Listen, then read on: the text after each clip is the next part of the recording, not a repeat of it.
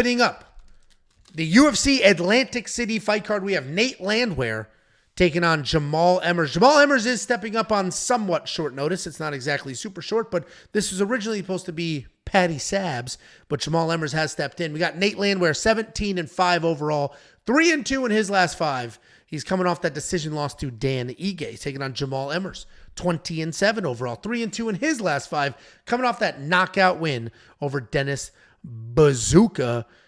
And this should be a really fun fight because Nate Landwehr, as we all know, this guy is nothing but pressure. He's just going to throw everything at you, run forward, full speed, being wild, looking wild, trying to get a finish at all costs. Talented guy. He's got some good power. He's got some good skills. He puts himself in harm's way, literally for the fun of it. Who the fuck is this? I don't know, but I remember when I specifically said, don't interrupt me during the fight breakdowns for your stupid cards. I didn't even say anything when you held it up to the screen, but then you started talking.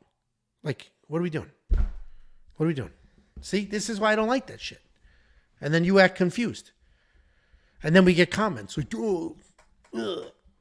But you can open them just like quietly, like, ooh, look at this. Anyway, Nate Landwehr's crazy, comes forward like a crazy person. He'll shoot a million takedowns. He'll swing wild at your head. You've never seen a boring Nate the Train fight. He is coming off that loss to Dan Ige where, in my mind, the takeaway from that was just that there's levels to this. And while Dan Ige's record of the last couple of years isn't great, it's more of a reflection on who he's fought than his skill sets because he's a very good, very talented guy that was able to defend all the takedowns and then put Nate Landwehr down. Nate's going to have enough tough battle ahead of him here because he's got Jamall Emmers standing in front of him. This guy's a very good striker, but also a wrestler. You're going to think he's a striker watching the fight, but he's actually a wrestler in discipline. His background is wrestling. His takedown accuracy is not great, but his takedown defense is very, very good.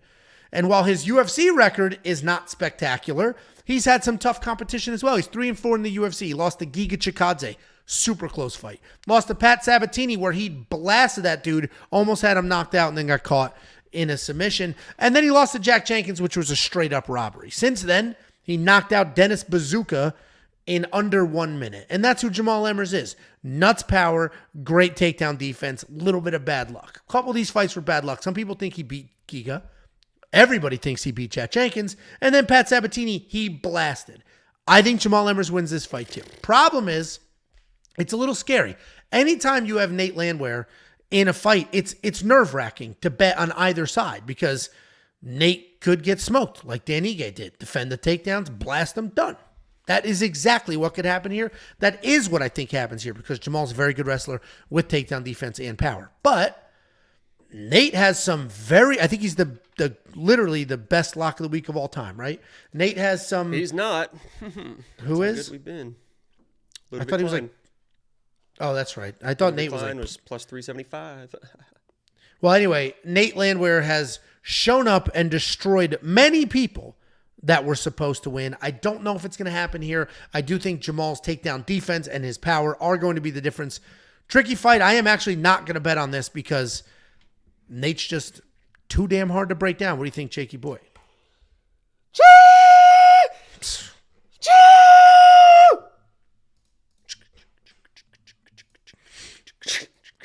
Here comes the comment people right now. Jacob is so fucking annoying. One of the comments we got. So annoying. Immediately right now. I can't stand Jacob. So annoying. Sorry for having fun, guys. One of the comments we got, which is like you just played into it, was it started with Jacob's very annoying, blah, blah, blah. But why does he scream? I'm trying to put my kid to bed, and then he screams, and I have to adjust the volume. And then he talks normal, and I have to adjust it again. Hey. And then you started off with a train sound as loud as you could. Hey, fuck them kids. You know what I mean? Fuck them kids. Oh, listen, I know what you mean. Nate Landwehr is my fucking dude. You mentioned it, former lock of the week, and that lock of the week literally played out. Sometimes lock of the weeks play out exactly how I thought they will, exactly how I think they might. Mm-hmm. And that was definitely one of those. I was like, he's going to weather the storm. He's going to come on late, and he's going to win that fight. That's exactly what happened. Honestly, I think the best thing that happened to Nate Landwehr before this fight was Jamall Emmers getting that big knockout early.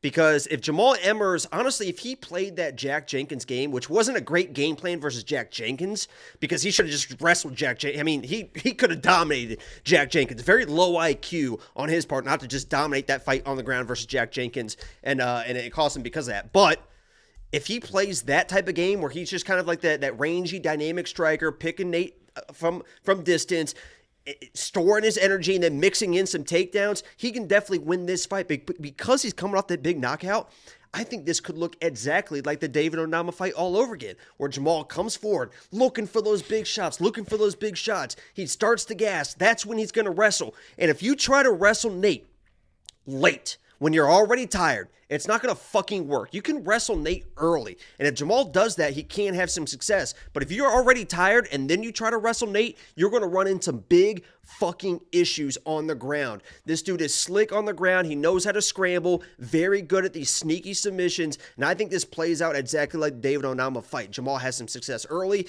I do worry about Nate constantly getting dropped, because he does constantly get dropped, and he has been knocked out before. Usually it takes a full fucking knee to the chin to do it. But I don't think Jamall is like overly powerful, right? He's been to decisions. He's not knocking. You don't think he just knocked out Dennis Bazooka? No problem. Yeah, he's got every win's a knockout, Angela. You're 100% right. I don't think he's got crazy power, but if he hits Nate, he could drop him. But I mean, Nate Train's gonna do what he does. He's gonna work hard.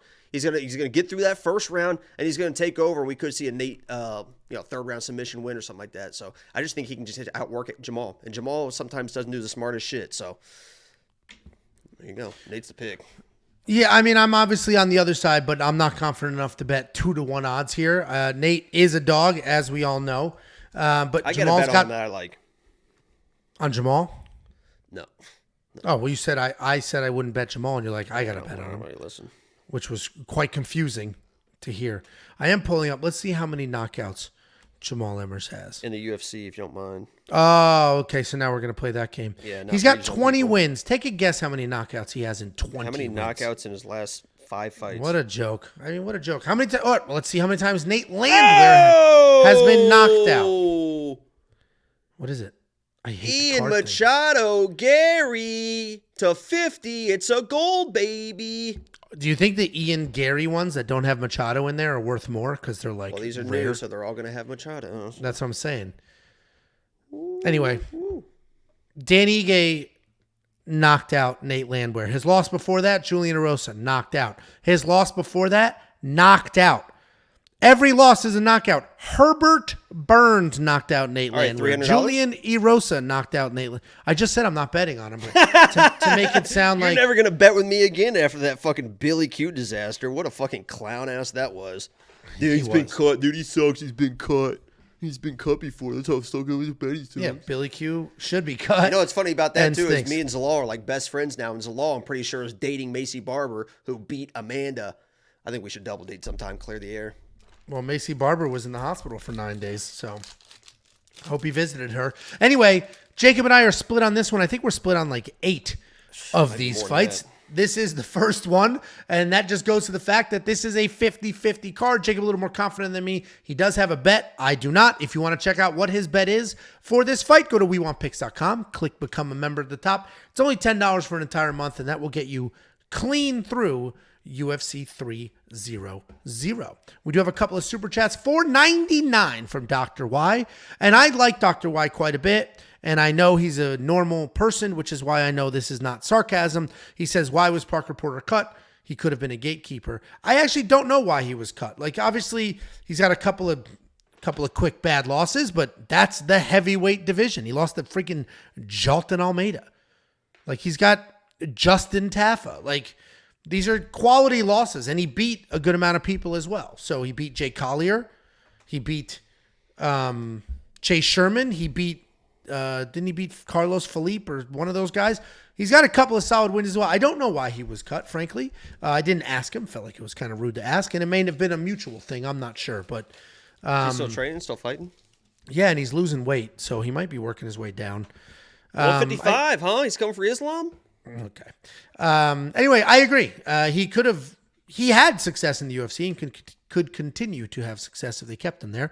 Obviously, he wasn't going to be a world champion anytime soon, but who is? Even Jalton Almeida didn't make his way up that ladder.